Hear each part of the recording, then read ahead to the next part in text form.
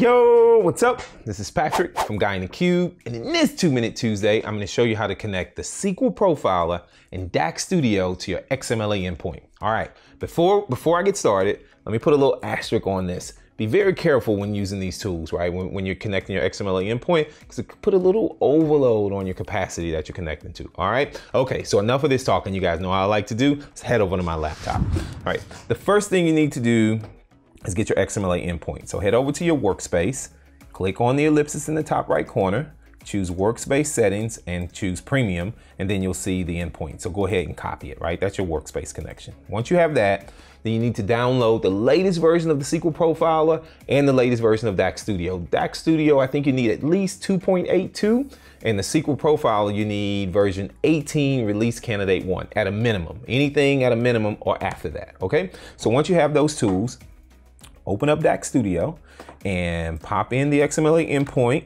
You're gonna choose Tabular Server right here. You choose Tabular Server, pop in the XMLA endpoint, you click connect, right, and sign in. Once you get signed in, before you can actually start seeing things, there's a couple of things you need to do, all right?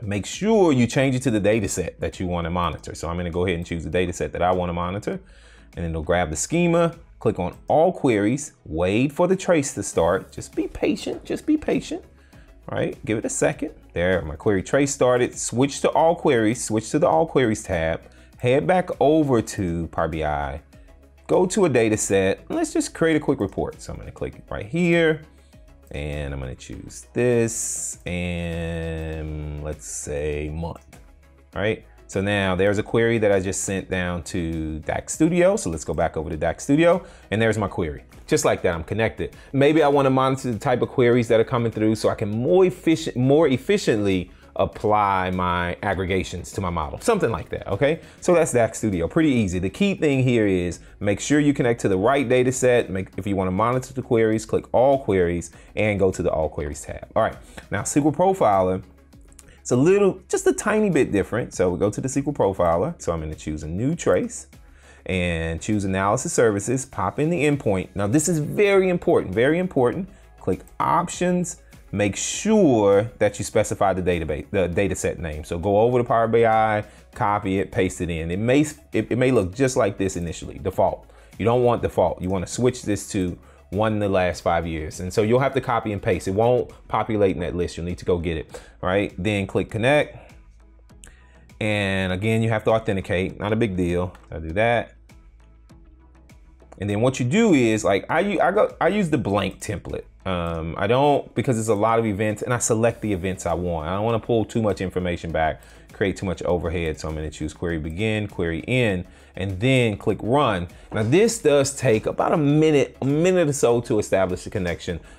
Maybe it's just my internet speed, like Adam likes to say, it's Patrick speed. Just pay attention, it'll get connected. Bam, we're connected. So once it's connected, I can go back over to the exact same thing, and I'm gonna choose total. Let's see, what do I have here?